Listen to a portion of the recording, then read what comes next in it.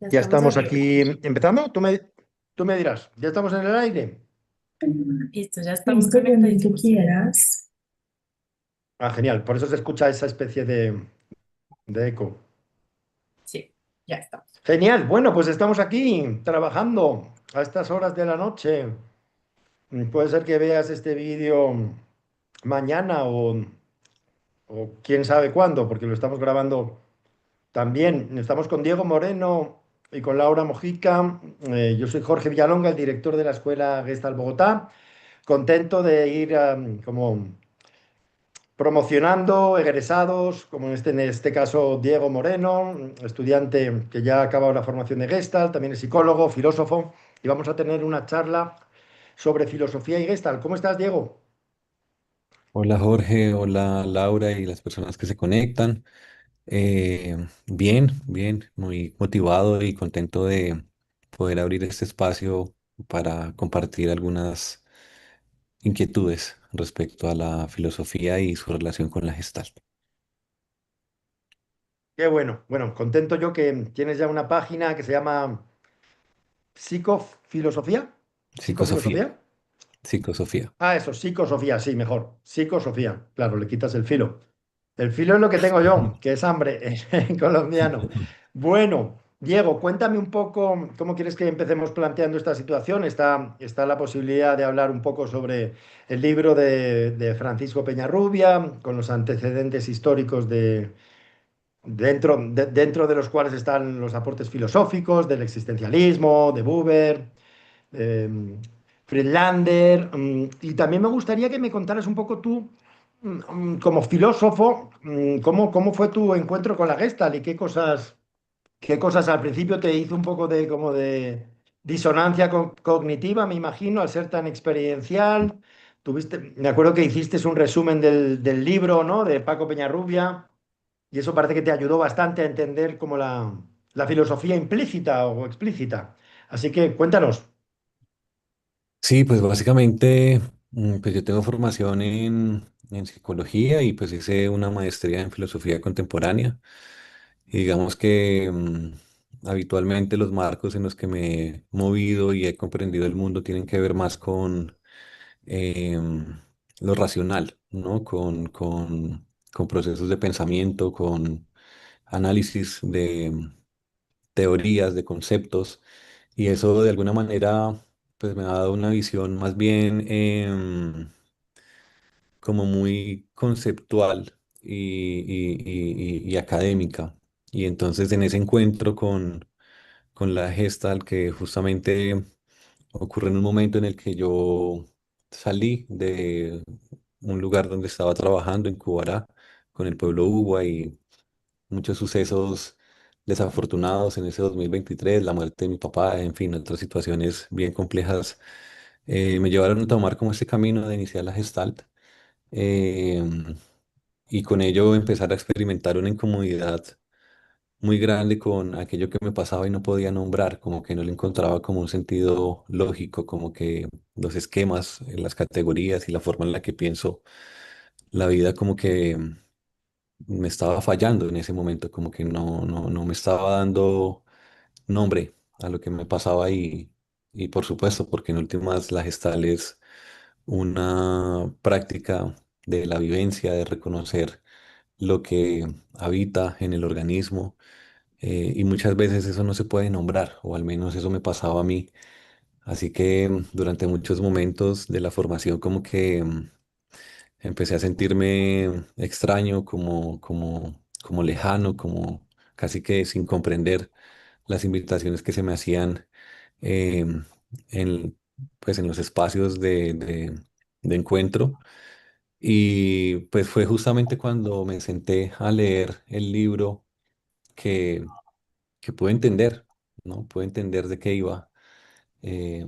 Porque pues bueno, yo he estado como muy situado en el carácter 5 y esto hace que comprenda el mundo a través de las palabras, a través de los razonamientos y poder notar allí algo que me pareció muy importante y es no sé nombrar lo que me pasa, no sé lo que necesito, no sé expresarlo y creo que eso fue como la apertura a aceptar esas incomodidades que traía los espacios presenciales y con ello ampliar esa comprensión que ya tenía desde lo conceptual en la Gestalt y la filosofía, que yo al principio creía que eran irreconciliables, que no tenían como cercanía, como que eran dos mundos totalmente opuestos y al final creo que justamente el ejercicio de las polaridades es integrar esas dos partes y nombrar y vivir el mundo Ujú. desde allí. Ok, o sea, eso es un poco tu background personal. Cuando hablas de que eras un carácter 5, pues para la gente que no sepa de estas cosas, no tiene por qué saberlo. Digamos que una personalidad muy intelectual, ¿no? Que digamos que utiliza el intelecto como una forma de relacionarse con el mundo. Y claro, en la Gestalt que es una terapia que invita a la experiencia, al dejarse sentir. Pues posible lo que tú dices, ¿no? Como que necesitaste leer para poder realmente entregarte, porque luego cuando te entregaste bastante. Te has convertido en una persona muy, como que se toma en serio, ¿no? Este asunto y su trabajo. Has hecho un resumen del libro. Mm. Te veo que estás muy entusiasmado y eso también es contagioso, el entusiasmo. Entonces, cuéntame un poquito, así como para principiantes. ¿Cómo la filosofía a ti te ayudó? La filosofía en general y que, digamos, que para un neófito, alguien que no entiende de filosofía, yo lo que te comentaba hablando, preparando un poquito esta charla, te decía que alguna vez escuché a alguna persona que decía que si tú no le das importancia a la filosofía de alguna forma y dices, no, pues yo filosofía no me interesa, es como que hay otros organismos que te ponen la filosofía, o sea, como que si no vives como piensas, acabas pensando como vives, ¿no? Y hoy en día, por ejemplo, con esta cuestión de la inteligencia artificial y de, por ejemplo, de esta empresa que se llama Palantir, de Peter Thiel, que es el máximo proveedor, ¿no? De ahora de armas del ejército norteamericano, y que encima son filósofos, son los reyes filósofos, ¿no? Porque son los tecnócratas que además han hecho un manifiesto donde es un manifiesto filosófico, ¿no? Entonces, Claro. digamos que un poco la cuestión sería, volviendo al tema, ¿no? Decimos en Gestalt los introyectos, las ideas que si tú no tienes ideas propias o una visión propia, va a haber otra persona, otros intereses, ¿no? Sociales, supranacionales en este caso, que te van a decir, lo que es importante es producir, lo que es importante es Mm. gustar, lo que es importante es ser alguien en las redes. Entonces, un poco como esta filosofía para ti, ¿cómo te ha ayudado el estudiar filosofía y obviamente pues la filosofía de la Gestalt después?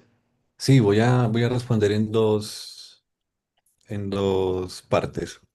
La primera, una más personal y digamos que, pues bueno, yo me gradué de psicología y tuve muy buenas calificaciones, me fue muy bien, salí con cierto engreimiento y con cierta arrogancia, ¿no? De saberme como ya completo para estas eh, tareas y estos menesteres que traía la psicología desde una perspectiva más científica, desde una perspectiva más positivista, ¿no? Más metódica. Y digamos que cuando yo empecé a trabajar en diferentes comunidades, yo he trabajado en Arauca, en los 4 departamentos del Pacífico, bueno, en diferentes regiones del país, todas como principalmente con territorios como muy excluidos de la academia, como que empecé a notar que los abordajes y la forma en la que yo me acercaba a ellos no era como muy comprensible, ¿no? Como que mi lenguaje era muy técnico y demás.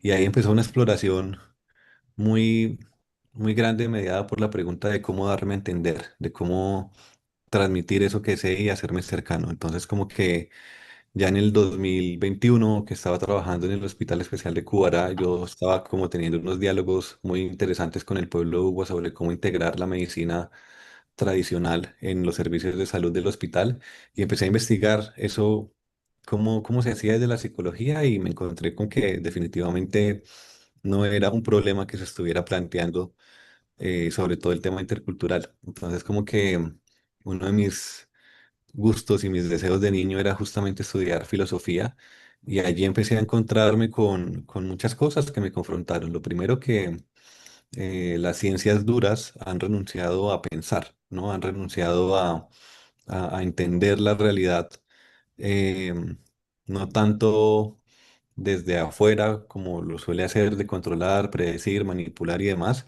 sino desde el ser, desde qué dice eso de mí. Eh, y me di cuenta que los psicólogos no sabemos, en su gran mayoría, pues conceptualizar, ¿no? No sabemos producir conceptos, no sabemos entender sistemas lógicos, no sabemos en últimas pensar, y eso fue una afirmación muy fuerte que me llevó como a entrenarme en esta lógica de tratar de entender lo que los filósofos planteaban, porque hay una realidad y es que la filosofía en el último tiempo se ha venido como diferenciando y distanciando de las demás disciplinas, casi que dando una sensación que es para pocos, ¿no? Para eruditos, para una élite, que es muy Sí, difícil, que es no estar allí. Y lo que yo me di cuenta es que es un problema que la misma filosofía ha pensado, eh, y en últimas la filosofía piensa la vida. Y ahí es donde lo conecto con la segunda parte de, de qué entendemos aquí en este conversatorio que estamos haciendo por filosofía, porque en su origen, pues la filosofía no fue un ejercicio académico ni un sistema de conceptos. En la antigüedad, con Sócrates, los estoicos, los epicúreos, la filosofía era ante todo una forma de vida, una práctica cotidiana que estaba orientada al autoconocimiento, a la atención y al modo de habitar el mundo. Entonces, no se trataba como ahora de acumular teorías, sino de aprender a vivir. Y la pregunta filosófica no era en ese momento qué pienso, sino cómo estoy viviendo. Y esa pregunta pues no se respondía con ideas, sino con ejercicios, con diálogo, con experiencia directa. Y desde este punto de vista, pues la filosofía era inseparable de la existencia.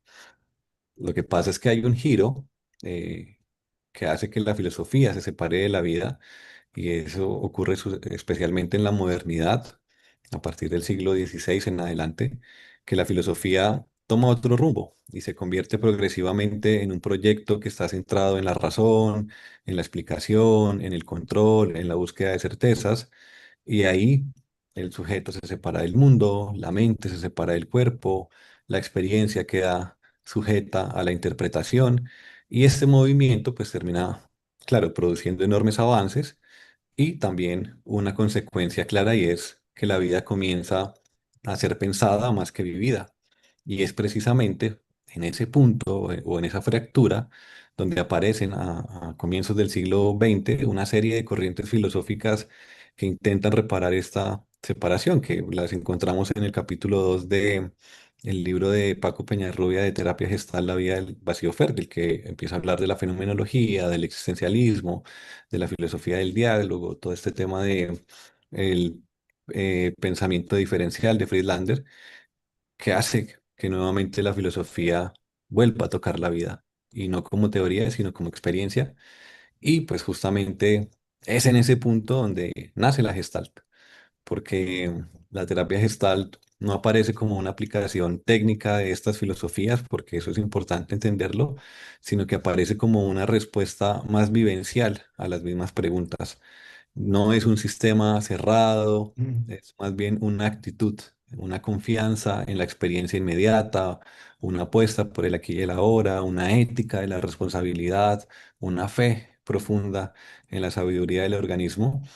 Y ahí, pues Fritz Perls, eh, él decía que no buscaba explicar al humano, sino devolverlo a sí mismo. Y por eso, pues la gestal no es una terapia para arreglar personas, sino una forma de recuperar el darse cuenta, de permitir que el organismo vuelva a orientarse, desde adentro.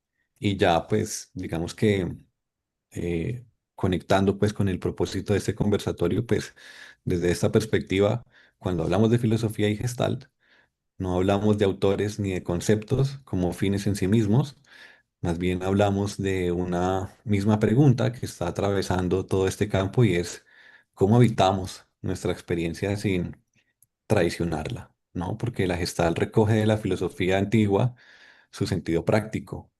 Entonces, de la fenomenología recoge esa fidelidad a lo que aparece, del existencialismo, su énfasis en la responsabilidad y el devenir, del pensamiento de Friedlander, pues esa apertura al vacío fértil y a las polaridades, y todo lo traduce en una práctica viva, relacional, encarnada.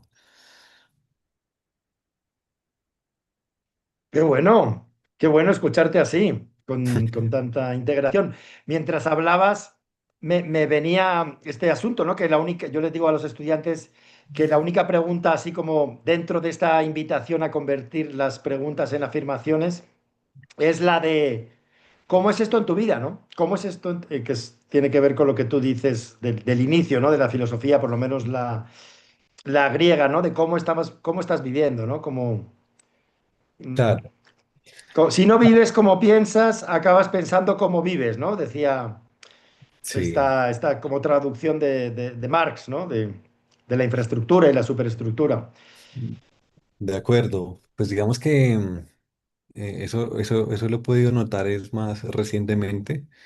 Digamos que esta falta de conexión con lo que me pasaba y nombrar lo que me sucedía y mis necesidades y demás, estaba muy enraizada justamente pues en que me creí el cuento pues de la ciencia, del positivismo, de que la única realidad que importa es la de afuera, ¿sí? Como estudiar, diseccionar, comprender, Mm, analizar todo lo que pasa afuera, eh, porque ese es el único conocimiento como válido.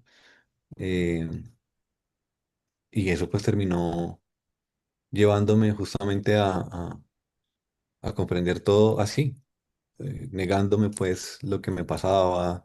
eh, mm, Antes de gestal yo nunca había ido pues a terapia porque pues no creía en los psicólogos y demás.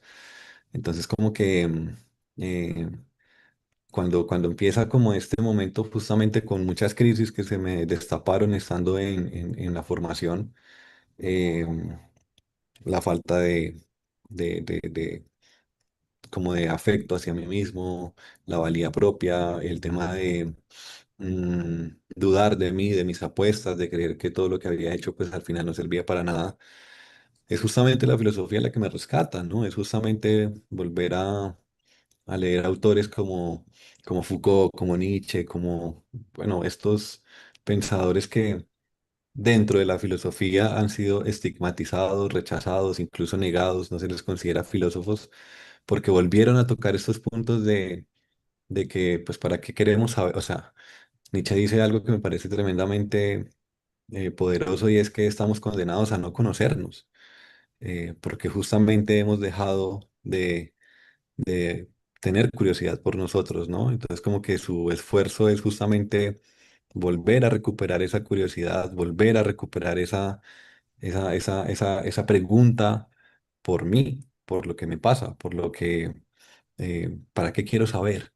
Y ahí, en esos momentos, es que yo empiezo a abrirme más en gestal porque digo, esto es lo que yo quiero. O sea, a mí no me interesa la vanidad del saber estético, ¿no? Ese saber que se tiene solamente por decir que se sabe algo y se puede hablar de una teoría, sino qué dice esa teoría, qué me trae, qué me llama, en qué se conecta conmigo esa teoría, ese planteamiento de ese autor que estoy leyendo. Entonces, eh, empezar a ver que en la filosofía ha habido esa preocupación por eh, aprender a vivir, es lo que hoy como que me tiene más orientado en la gestal, en la filosofía, en mi ejercicio profesional. O sea, sí, como que me di cuenta que todos esos autores que yo leía no era solamente para ayudar a otros, sino de alguna manera me estaban interrogando y me estaban interpelando con cosas que me pasaban. Entonces, como que ahí es donde la filosofía cobra mm. como ese valor y incluso me rescata, ¿no? Me vuelve a dar como vida, como fuerza, como sustento. Yo creo que Claro, y también el tema tuyo de... Ay, perdón, dele, por favor. Dale, cruzamos. Bueno, yo creo Laura. que ahí también es importante como introducir un poquito como a qué se refiere la Gestalt, ¿no? Como cuál es la filosofía de la Gestalt, porque pues yo los escucho y creo que entiendo muy bien para dónde va la cosa. Sin embargo, imagino que habrán personas que no habrán escuchado nunca de qué es la Gestalt y cómo mira la Gestalt al ser humano. Entonces creo que es súper importante abrir desde ahí también, como Mm, que con tu Muy experiencia, muy que es bien. muchísima y súper valiosa, como ir también claro, rescatando esa mirada, ¿no?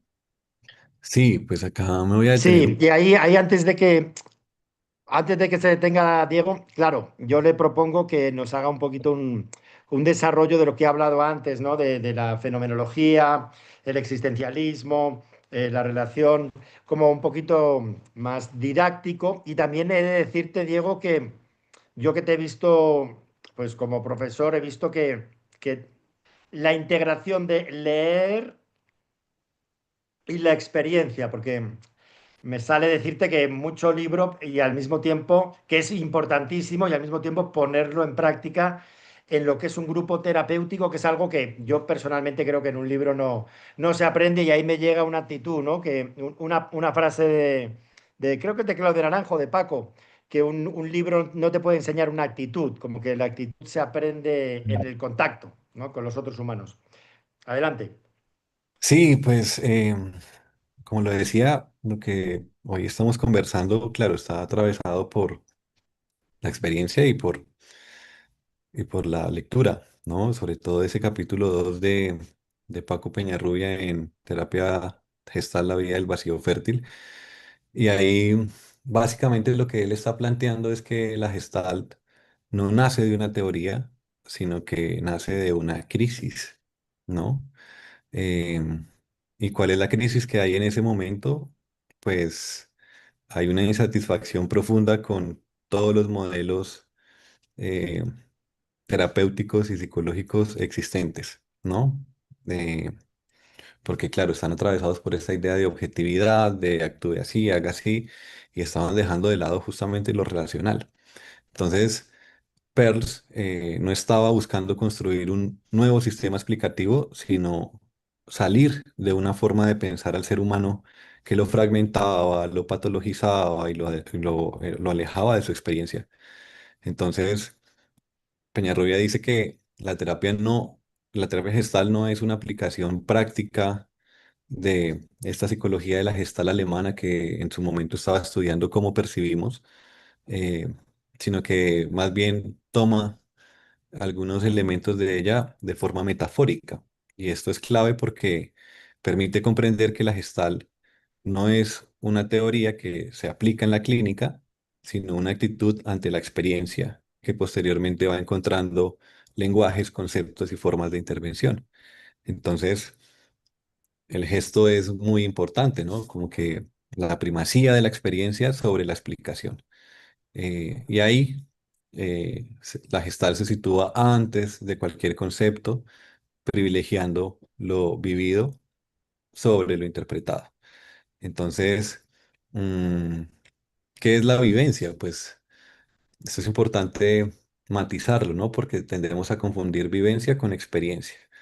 Y entonces la vivencia es eso que me ocurre en el presente, en el momento, ¿sí? Es algo de lo que no puedo hablar, ¿sí? No le puedo dar nombre porque justamente lo estoy viviendo, está aconteciéndome. La experiencia es, claro, contar la vivencia, ¿sí? Es eso que yo cuento de cómo recuerdo esa vivencia, de cómo me atravesó esa vivencia, incluso a veces sin tener las palabras precisas para poderlo nombrar. Entonces, ¿de dónde vienen estas formas en las que la gestal se fue como constituyendo como una experiencia sobre sí, como que una experiencia terapéutica que privilegia la vivencia sobre la explicación? Pues primero está la fenomenología, ¿no? Que lo que invita es a partir de lo que aparece. Entonces, este es uno de los pilares filosóficos más claros que sostienen esta actitud gestáltica, que aquí no estamos entendiendo la fenomenología como una corriente académica, sino como una actitud de base, ¿no? Que propone algo radical y sencillo: suspender las interpretaciones, los juicios y teorías previas que tenemos para describir fielmente esa vivencia tal como se está dando. Entonces, ahí es nombrar lo que me pasa, lo que me ocurre, lo que me está pasando, lo que me está sucediendo, sin el filtro de interpretar, ah, pero eso me pasa por esto, me pasa por aquello, es que esto y lo otro, ¿no? Entonces, la fenomenología lo que propone es partir de eso que se manifiesta, de aquello que está apareciendo a la conciencia, eh, sin darle ninguna explicación, ningún juicio, ¿sí?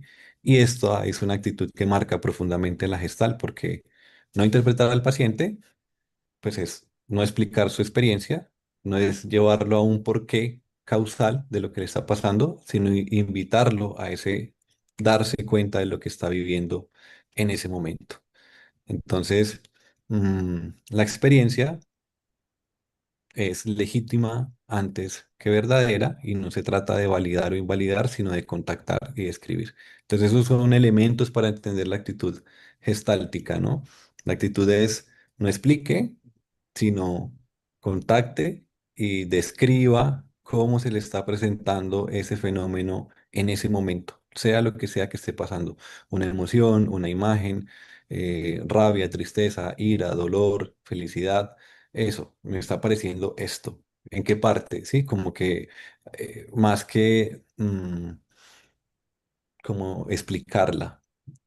Luego está el existencialismo, eh, que pues es una corriente de la que la Gestalt bebe muchísimo, eh, no del discurso filosófico abstracto, sino es una mirada sobre la condición humana. Entonces es que entender que el ser humano no es una esencia fija, ni está determinado de una vez y para siempre, sino que se va construyendo a través de actos y elecciones.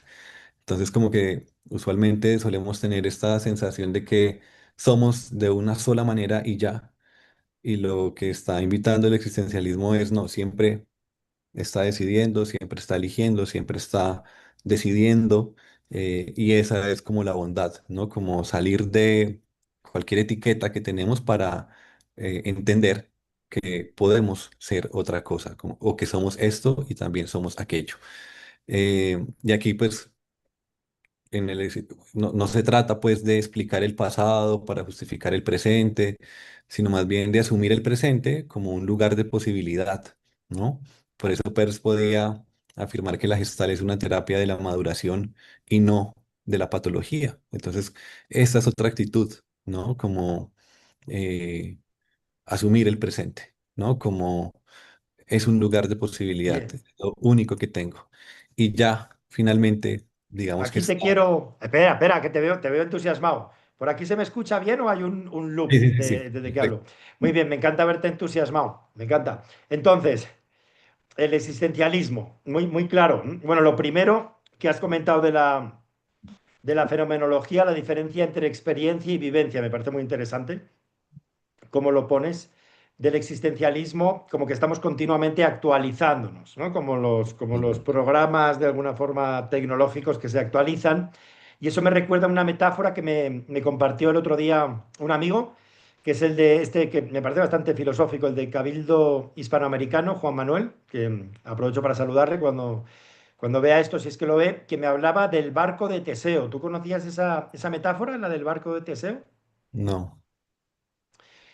Pues decía él que concebía un poco que concebía a los seres humanos con la metáfora del barco de Teseo, que es un barco en el cual sale Teseo, que pues este personaje griego, de viaje, y al inicio del viaje pues tiene una vela, tiene una madera, y va teniendo aventuras, va padeciendo tormentas, entonces le van cambiando las velas, le van cambiando la madera, o sea que su estructura va cambiando, sin embargo al final del viaje sigue siendo el barco de Teseo.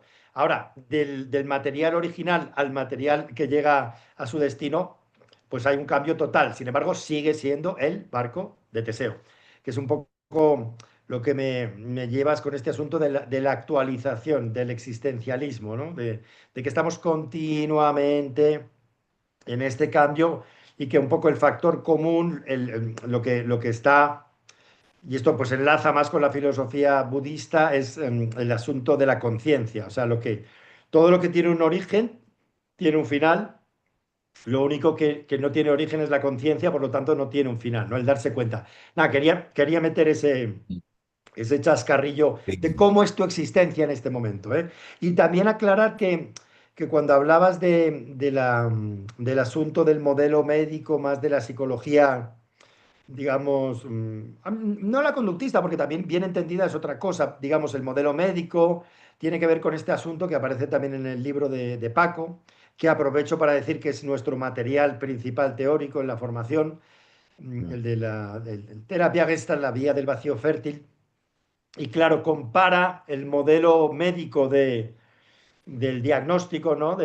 Al modelo gestáltico que también tiene, ¿no? O sea, está el modelo médico, escucha, diagnóstico, tratamiento, y en el modelo gestáltico que incluimos pues varias otras hipótesis que creo que están imbuidas y afectadas por estas filosofías de las cuales estamos hablando, ¿no? Como la escucha fenomenológica, la asimilación, el planteamiento de un experimento, como que son asuntos que parecieran así aparentemente improvisados, sin embargo tienen una base filosófica, por eso esta conversación contigo, porque me ha pasado de ver a gente que estudia Gestalt, sobre todo en Colombia, bueno, en Colombia, pero porque es donde yo trabajo hace 16 años, y que a veces dicen, no, yo hago Gestalt, y digo, ¿pero qué haces? Ah, no, me dejo sentir.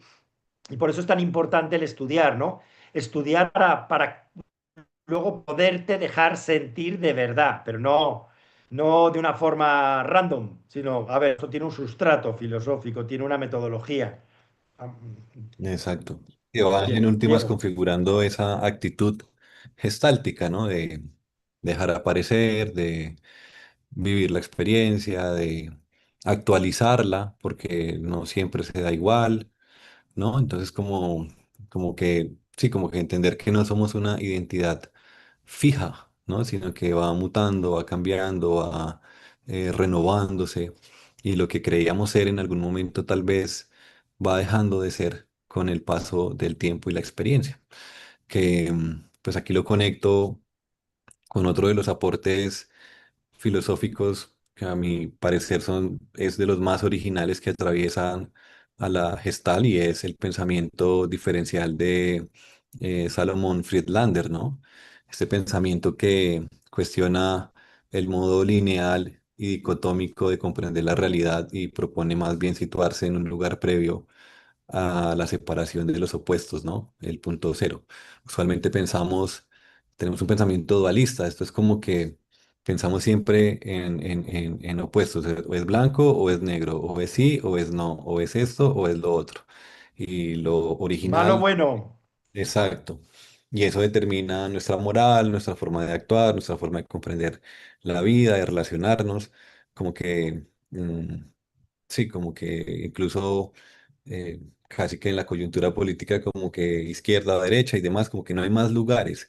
Y lo que plantea Friedlander es, "Ey, deténgase, ¿no? Como que mire, sí, como que no se posicione y más bien experimente qué pasa estando de un lado o del otro, ¿no? Y vea qué tanto necesita de un lado y del otro según la situación y según el acontecer que esté teniendo, porque no todas las situaciones que se repiten exigen la misma respuesta, y ahí está como ese elemento crucial de diferenciar, ¿no? Porque, bueno, Peñarroya lo explica como que todo evento se relaciona con un punto cero, eh, ¿sí? A partir del cual se realiza una diferenciación de opuestos, y permanecer en ese centro, como no actuar, ¿no? Como observar, permite una visión más profunda y creativa del organismo, ¿no? Porque desde ahí es que emerge esa noción gestáltica de las polaridades,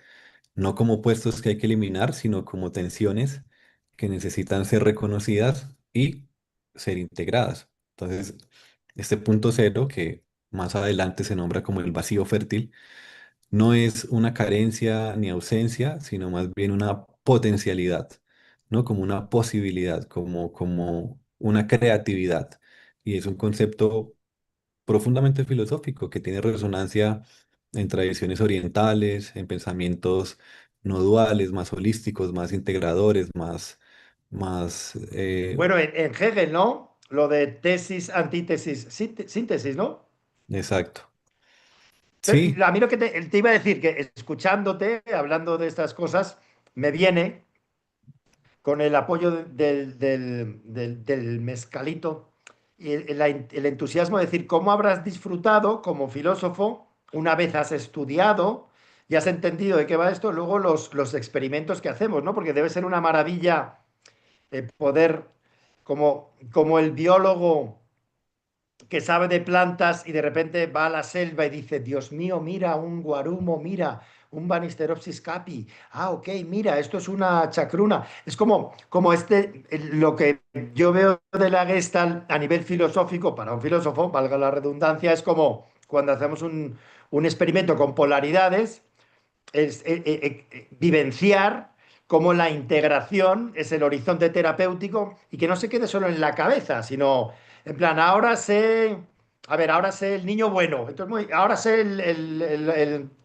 tirano, el adulto tirano, y es como, ¡pum!, que hablen entre ellos, que se comuniquen, o sea que no sé si eso se da en alguna otra filosofía que tenga una aplicación práctica. Bueno, está la logoterapia de alguna forma, aunque para mi gusto es un poco demasiado cabezona, me parece interesante, sin embargo, creo que mm, esta cuestión dionisiaca, esta cuestión expresiva, cuando realmente entiendes un poco el para qué, porque tienes una base filosófica y un poco de ahí esta invitación a la charla, de saber lo que estás haciendo, yo creo que se puede convertir en un asunto interesantísimo. O sea, como que son complementarias, ¿no? Lo dionisiaco, que es claro. la vivencia y la espontaneidad, con el estudio apolíneo, si quieres, filosófico, ¿no? O sea, como si estudiar, perdón, te ha servido para disfrutar más de la espontaneidad. Porque antes, cuando no lo estudiaste, estabas todo el rato así como asustado, ¿no? Sí, yo creo que lo que me surge con esto que estás diciendo es, creo que la gestal, en mi caso, me permitió como darme cuenta de mis automatismos, ¿no? Como darme cuenta de esas respuestas ya como ensayadas al punto de que se vuelven ya mecánicas, reflejas, como que ya no se piensan, sino que simplemente se hacen.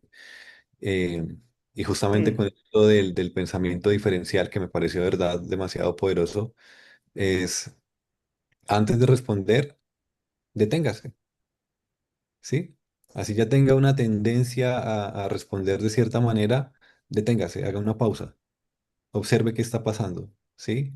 Porque, o sea, ¿cómo es que quiere responder de cierta manera y qué está dejando de lado si no responde de otra forma, ¿no? Y eso creo que es como lo más poderoso para mí. En lo concreto, claro, mis primeras intervenciones en el grupo eran demasiado racionales, al punto tal de que el grupo me decía, oiga, pero usted se posiciona desde un lugar de superioridad moral, viene acá a decirnos qué hacer y cómo hacer, claro, muy desde la cabeza, muy describiendo eh, objetivamente lo que estaba pasando y dejando de lado lo que me pasaba con eso que estaba sucediendo, ¿no? Como no me hacía en ese momento responsable de lo que yo realmente estaba sintiendo o lo que quería decir. Entonces, pillarme eso que me costó, fue como, ok, pues no voy a responder en automático, sino que me voy a tomar una pausa, un momento para intervenir y decir lo que realmente estoy sintiendo o lo que quiero decir y no lo que debería decir, ¿no? sí, aunque yo me acuerdo que cuando llegaste a la formación, y esto ya es más algo que es íntimo de la confidencialidad, un poco la filosofía de la confidencialidad y la filosofía de la inclusión, ¿no? Que son las dos, digamos, el parte del encuadre, ¿no?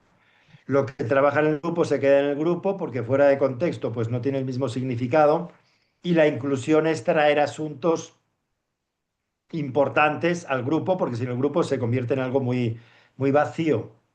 Sin Mm. embargo, tú cuando llegaste al grupo te entregaste bastante en esa primera vez, Claro, que estabas en esta situación que obviamente no vamos a entrar ahí, sin embargo, como que yo creo que por pura desesperación, estoy comiendo almendras y estoy como atragantado. Así que aprovecha porque me voy a silenciar. Sí, pues siento que ya estaba como sobrepasado de resistir y contener muchas cosas que no había exteriorizado o que les había dado lugar en ese momento, ¿no? Sin embargo, después de ese, sí, como de esa expresión de tantas emociones guardadas, De esa catarsis, diría yo, que además ujú, un griego, un amigo griego que conocí en, ostras, que por cierto me estoy acordando de él, que me encanta, me explicó el significado de catarsis, ¿no? Que me decía, catarsis en griego significa limpieza a través del fuego, como este sí, elemento, digamos, catártico que muchas veces la gente no lo entiende. claro, Y yo creo que cuando tú hiciste esa catarsis, hicimos esa catarsis, mm, te sirvió porque te entregaste. Sin embargo, como no habías estudiado todavía la filosofía detrás de este asunto, creo que luego te fuiste un poco a las respuestas automáticas y hasta que no estudiaste la claro. filosofía, no pudiste entender el mecanismo y ahí sí entregarte. Ese es un poco el resumen mío en estos Sí, años que hemos estado. a eso iba, claro, después de esta catarsis vino el juicio, vino yo qué hice, por qué hice esto, el retraimiento, el cerrarme, el no volver a dejar salir nada, que hay otro punto álgido en la formación donde vuelve a aparecerme algo similar y es, pero ¿qué es lo que no estoy viendo?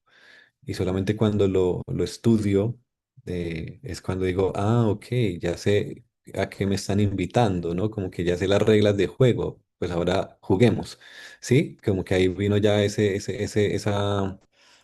pues esa posibilidad de mi parte de abrirme, de entregarme cada vez más, de confiar, ¿no? Incluso cuando no veía el panorama claro y fue como, ok, o sea, sí, como que es entregarse a la vivencia y confiar en que pase lo que necesite pasar.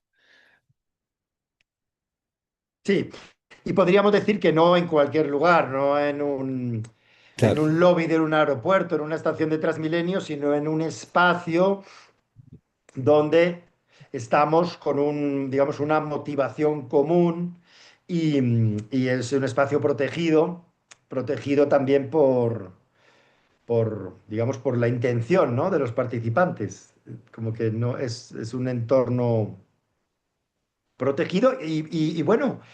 Diego, no sé si hay algo más, porque yo ya estoy entusiasmado, viéndote entusiasmado a ti, yo también digo, bueno, pues a ver sí, si dentro de la formación te invito, te invitamos a que les des a a los estudiantes alguna clase de este asunto, ¿no? De que entiendan un poquito el para qué de todas estas cuestiones. A mí me gusta como actor de improvisación que soy, sorprender a la gente, ¿no? Y, sin embargo creo que es importante también como esta sustitución, porque de hecho el libro de Paco, el segundo, el libro de Círculo y Centro, en el prólogo dice, es que la gente ya no lee. Entonces, pues dado que tú lo has leído, pues también estaría bien como traducírselos, invitarles a que lo lean porque van a gozar más la experiencia de algo que cada vez es más escaso, que es el vínculo presencial con otros seres humanos en un entorno protegido para poder ser tú mismo. A mí lo que me enamoró de la Gestalt cuando yo era jovencito y empecé la formación es que digo, pero yo aquí puedo ser yo mismo. No, ¿sí? Es como que puedo ser yo, que es un poco pues la invitación de Peirce, ¿no? total. Como que, Sí, pues digamos que desde esta perspectiva y como estamos planteando la conversación, a mí lo que me queda ya como para cerrar esta introducción es que la gestal, claro, nos enseña como un conjunto de ideas, o sea, que eso me frustró al principio, sino que se transmite como una forma de estar en el mundo. Yo creo que esa es la potencia y el gran regalo que da el grupo de encuentro, ¿no? Es volver a ensayar, o sea, y repensar esas formas en las que nos relacionamos con el mundo y en el mundo. Y ahí, claro, ese es el ámbito seguro y de posibilidad del grupo, porque permite justamente que las personas hagan lo que nunca han hecho, experimenten nuevas sensaciones, amplíen su experiencia, su conciencia y lo lleven afuera. Porque creo que muchas de las cosas que me pasaban en Gestal dentro del grupo, eh, terminaba llevándolas afuera y eso era cuestionar un poco esos introyectos o esas ideas que yo asumí como propias que venían de mi papá, de mi mamá, a pesar de que venían de una buena intención, los efectos que estaban generando en mí y en mi forma de relacionarme no estaban siendo positivos. Entonces como que eso es como una potencia muy grande, ¿no? Y yo siento que eh, superar, claro, ese miedo y esa resistencia que hay a exponerse, a dejarse ver, a mostrarse, que es natural, pero superarla abre un espectro de posibilidades muy grandes. De no ser así, yo no estaría hoy sentado acá tratando de compartir esto, por ejemplo. Sí, Qué bueno. Oye, se me ha quedado una última cosa antes de que abramos el micrófono aquí a, pues a quien quiera compartir. Has dicho antes que el existencialismo, digamos, también valora la responsabilidad, si he escuchado bien. claro, Sí, eso me interesa que lo desarrolles porque me parece algo fundamental también de lo que es un grupo de encuentro. Este asunto de la responsabilidad como algo positivo, ¿no? Como, como responsibility, la habilidad para responder, sobre todo en este mundo tan difuso de redes, seguramente esto lo verá alguien, pues obviamente pues no es presencial, donde la responsabilidad parece que como que brilla por su ausencia y bueno, que yo creo que es un buen negocio darnos cuenta de que somos responsables de nuestra vida y que de tenemos acuerdo, impacto en los demás también. de acuerdo. Yo recuerdo que en el libro de Paco hay un ejemplo que me pareció bien interesante y era, eh, si llegamos tarde al trabajo, lo primero que hacemos es decir que hubo mucho tráfico, que hubo, qué sé yo, un accidente, que muchas situaciones que nos excusen de no habernos levantado temprano, de no prever el tráfico, de no mirar, ¿no? La forma de llegar temprano. Siempre está puesta hacia afuera. Y digamos que en el existencialismo hay un filósofo, pues que ha sido a veces malinterpretado, que es Sartre, cuando lo castellanizamos, y él decía que el ser humano está condenado a ser libre, y esa tesis eh, pues causó mucha conmoción, mucha controversia, porque como la libertad es una condena, ¿no? Era la pregunta de fondo, si más bien parece que la libertad es una aspiración, un ideal del ser humano a lo largo de la historia. Y lo que él está planteando ahí es, claro, estamos condenados por nuestra libertad, porque eh, si hacemos o no hacemos algo, somos igualmente responsables de la decisión que tomamos, tanto por hacer como por no hacer. Entonces, eh, hay un ejemplo que él daba y es, estaban en una guerra y él decía, un soldado se le acercó y le dijo, me voy a la guerra por cuidar a mi país y por defender nuestro pueblo, que son ideales muy nobles, y a la vez no quiero irme porque si me voy, mi mamá está muy enferma, está muy mayor y no voy a poder estar para cuidarla. Y él le decía, pues usted puede tomar cualquier decisión, solo que tiene que asumir las consecuencias de esa decisión. Y eso Tal cual. es el peso de la responsabilidad, porque en ambas situaciones, tanto si se queda con la mamá como si va a la guerra, pase lo que pase, fue su decisión y esa es la condena de la libertad, ¿no? Como que en últimas el acento está en soy responsable de lo que haga. Y Jung lo planteaba con otra frase que me parecía también muy poderosa y es yo no soy lo que me pasó, sino lo que elegí ser. Y entonces eso confrontaba a la gente, Soy lo que hice con lo que hago con lo que me pasó, ¿no? ¿Sería algo así? claro, sí, sí, sí, soy lo que hice con lo que me pasó. Entonces me Ujú. puedo quedar culpando al mundo y a los demás por lo que me pasó, aún sabiendo que el mundo es injusto, o aún sabiendo todo esto, optar por otra cosa. O sea, es un asunto de elección. Y eso Exacto. es muy incómodo, ¿no? Muy molesto, porque resulta que a veces el no hacer y el no asumir la responsabilidad, pues trae sus beneficios,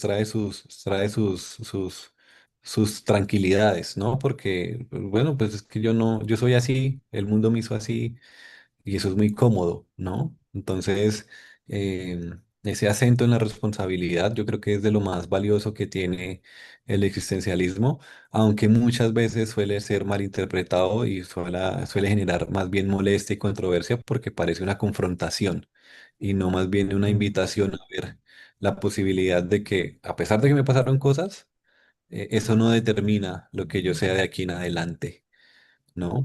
Y eso me parece pues un elemento de la actitud gestáltica muy poderoso para quien lo Sí. recibe, Y ¿no? a veces, y a veces es cómodo lo que tú dices, ¿no? Esta actitud, ¿no? Un poco me llega lo que decía Fritz Perls, que el neurótico, la neurótica, los neuróticos somos personas que sentimos que el mundo no nos favorece, como que no tenemos los recursos como para poder, digamos, intervenir en el mundo. Entonces, a veces es cómodo y a veces se paga un precio, ¿no? Con esta cosa de ser hoy en día no más consumidores, espectadores, los demás toman las decisiones por mí, yo veo la serie esta.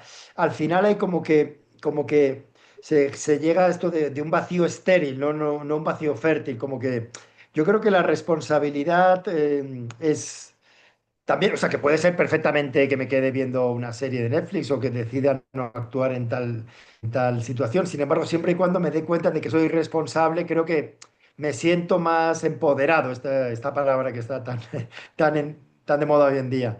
Como que es un principio de realidad, tampoco es que sea nada, no es que tengas que ser responsable, es que somos responsables de nuestra vida. Y yo creo que esa comodidad muchas veces es una comodidad que a corto plazo es cómoda, a largo plazo, digamos, que es cómoda para los que producen series de televisión y para los que venden mercancías. Porque hay una satisfacción en tomar las riendas de tu vida que no te la da otra cosa. Sí, pues frente a eso, pues Nietzsche es un poquito más ácido, ¿no? Porque él dice mm, que justamente esa comodidad es lo que ha generado eso que él llama una moral de esclavos, una moral de rebaño, una moral de seguir a un otro que me diga qué tengo que hacer. Ujú, Y sin embargo, genera resentimiento, ¿no? Porque yo igual estoy cómodo, pero culpo al otro por lo que me pasa, ¿no? Como que sigue siendo una evasión de esa responsabilidad. Por eso como que la gestal invita es a asumirla, ¿no? Con lo que tú dices. O sea, si decido no hacer nada, entender que decidí no hacer nada y que eso no implica o sea, ponerle ese resentimiento con el otro, ¿no? Que ese es el pequeño como matiz. quiebre.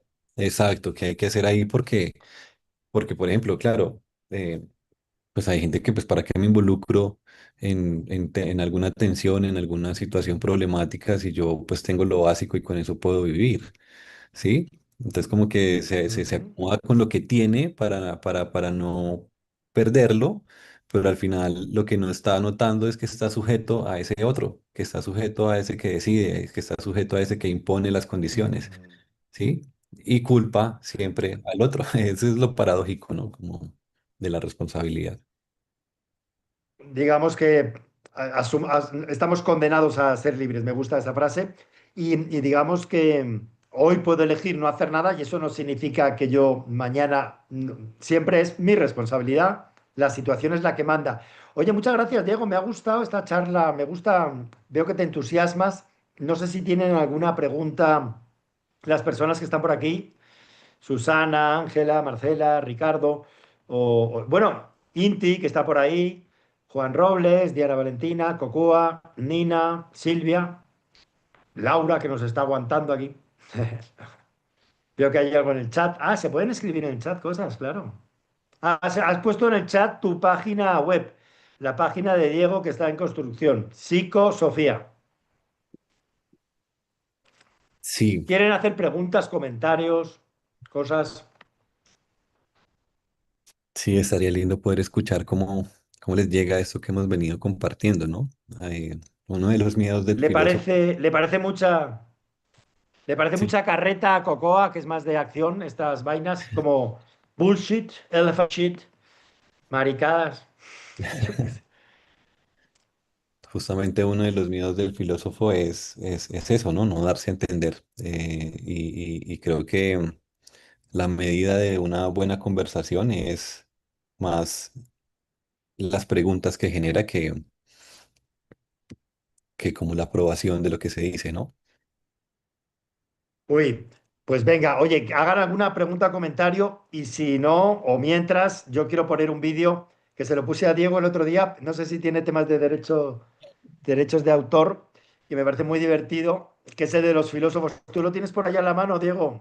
Para que se lo ponga. A ver si Laura nos ayuda a ponerlo, que me parece muy divertido, sobre todo hacia el final. Pero tú tranquilo, ya lo hago yo porque tú estás en otra cosa. ¿Qué dicen? Laura, ¿nos hemos hecho entender o nos hemos hecho A ¿cómo mí se me ha llama eso? Una gustado paja mucho mental. escuchar. No, a mí me ha encantado escucharlos. Pues yo no siento que haya sido ¿Qué una quieres paja decir? mental. Para mí fue súper claro. Poquito sí. No, hay que Sí, darse sí, sí. muy interesante. A mí me gustó un montón. Yo como tal no tengo así como una pregunta gigantesca, sino creo que fue muy claro y que creo que es importante esto que pones en algún punto, Jorge, de, de que, claro, la Gestalt premia mucho la experiencia. Sin embargo, llegar a este lugar, que es el último lugar de poner la experiencia en la cabeza, como que termina de atarlo todo. Entonces, creo que no podemos obviar este último paso, ¿no? Que es algo que yo he visto mucho dentro de la formación, cuando llegamos a supervisión, al último año, y, y yo veo la cara de muchas personas, incluyéndome a mí, como, de esto se trataba lo que yo experimenté y ahora lo puedo desglosar en palabras y creo que es lo que he escuchado hoy. Entonces, pues a mí me parece muy valiosa la conversación y les agradezco un montón.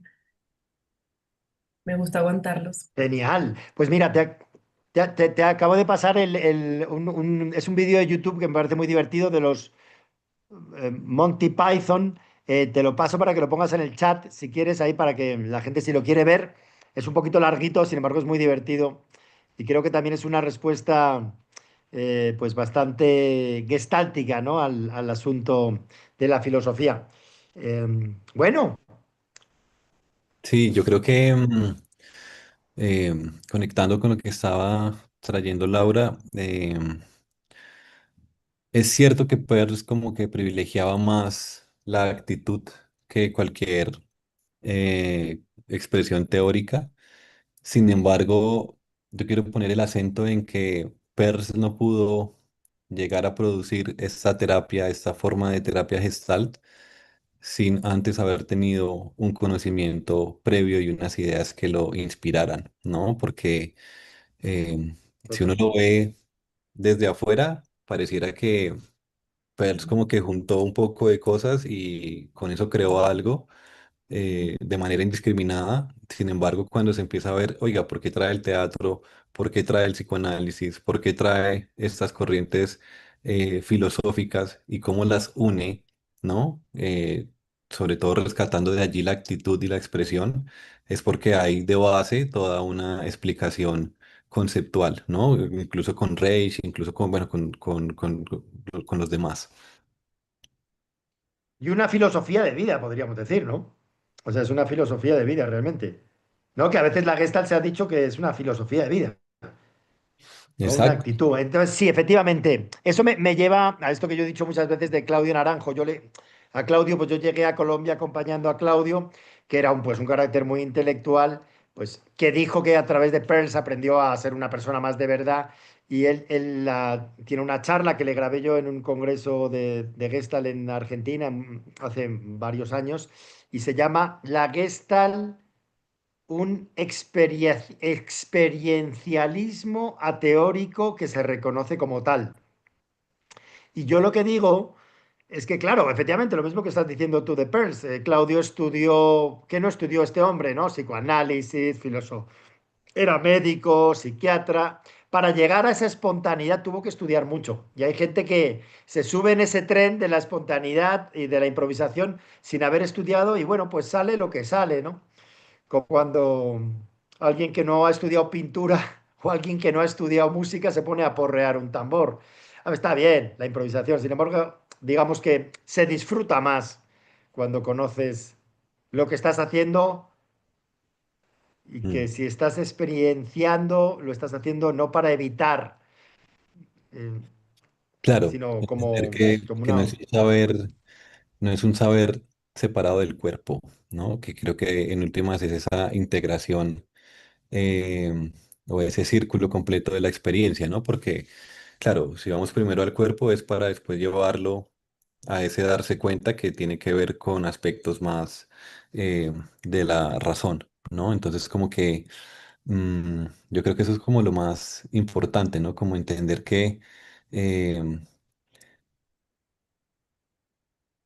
la experiencia es una parte y el estudio es otra y ambas se complementan, no son mutuamente excluyentes, más bien es peligroso como quedarse situado solamente en un lado de esa polaridad, que en últimas ha sido como mi experiencia, ¿no? Y además podríamos decir que hoy en día a nivel filosófico, ¿cómo describirías tú el Zeitgeist o Zeitgeist, espíritu de los tiempos en los que estamos viviendo? Yo lo veo un espíritu muy consumir experiencias, ¿no? Con esa diferencia que haces tú entre vivencia, como que somos consumidores, como que hemos pasado, ¿no? Como a ser espectadores, la cultura está del bienestar, como un cierto, ¿no? En plan mundo feliz, con una sustancia que nos tiene, ¿no? Sí. Entretenidos. Es que pareciera que en el mundo actual ya todo está dado, que no hay que pensarse, ¿no? Que no hay nada que, como que las verdades ya están dadas y solamente queda es asumirlas. Entonces, como que abunda información, abundan métodos, abundan fórmulas, abundan maneras de, ¿no? Y eso fue en últimas una crítica que tuvo la filosofía desde sus orígenes, ¿no? Con este Luciano de Samosata, Mm, que él decía, oiga, la filosofía se convirtió en un mercado de vidas, o sea, usted sale a a la plaza y encuentra diferentes filósofos que le están vendiendo a usted maneras de vivir. La gente escoge la que le sirve y sigue y ni siquiera se cuestiona. Y ese es como el gran peligro, porque no todo sirve para todo, ¿no? Como que entonces salir de ese mm. espíritu consumista, incluso en el marco de la terapia, implica para quienes la ofrecemos hacerse la pregunta, ¿qué es lo que estoy ofertando? ¿Cómo lo estoy ofertando? ¿Para qué lo estoy ofertando? ¿No? Porque de alguna Y no solo eso, Diego, sino también que las personas que hacemos, digamos, terapia y damos formación, más allá de lo que estoy ofertando, también es un principio de realidad que es la responsabilidad de la persona que estudia manera... y que está en terapia, su implicación, su inclusión, ¿no? Esta famosa frase de que de este mundo sacarás lo que metas y no más. Y no es que esté bien o mal, es un principio de realidad, ¿no? Como ser más protagonistas de nuestra vida, porque yo creo que nos han puesto tantos gadgets y tantas distracciones y tanta, ¿no? Tanta pantalla que es una gran tentación, ¿no? La de, ay, esto me interesa, esto no, es como volver a recuperar el protagonismo de nuestra vida. Perdona, que te he interrumpido, es que me entusiasmo. Sí, de acuerdo, es como volver a ser agentes, más que padecientes, Eso es, me parece fundamental. ¿sí? Me encanta y me parece fundamental y ese es el mensaje con el que yo acabaría. Ya les recomiendo este vídeo de los Monty Python que se llama, ¿cómo se llama? Es que es es muy divertido. Encuentro filosófico deportivo.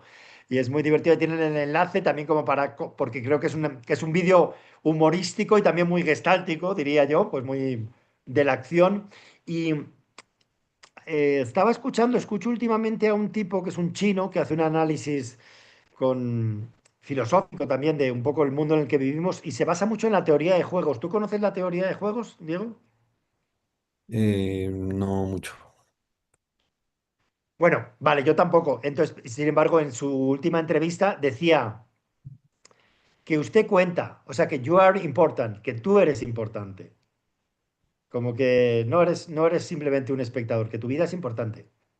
Como que, Mm, como que yo creo que eso, la filosofía también, si le quitas toda esa cosa de que solo es para académicos y para que yo no lo entiendo y tal, realmente es como decir, no, no, filo, amor a la sofía, a la sabiduría, o sea, como que, y que no tiene por qué ser aburrida, que puede ser algo como qué interesante, ¿no? También un poco el animar, ¿no? A la gente y sobre todo en esta modalidad, por lo menos humildemente, desde la formación de Gestalt, desde lo que vamos a hacer juntos, como que no es solo aprender a pensar, sino también llevarlo a la práctica, ¿no? Así que, claro, bueno. claro, y para conectarlo ahí con una pregunta que está haciendo Ricardo, em,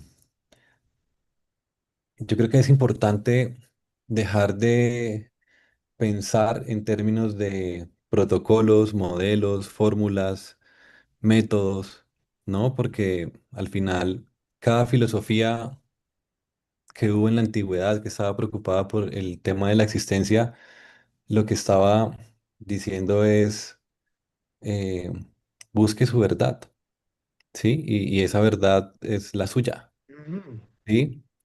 Camine, experimente, pregúntese, cuestiónese, hierre, em, y sin embargo no siga el modelo de otro, que es que esto es lo más mm, interesante, porque al final, ¿cómo se enseña una actitud, por ejemplo? ¿Cómo se explica eso en Gestalt? Si no es viendo la actitud de los demás, ¿no?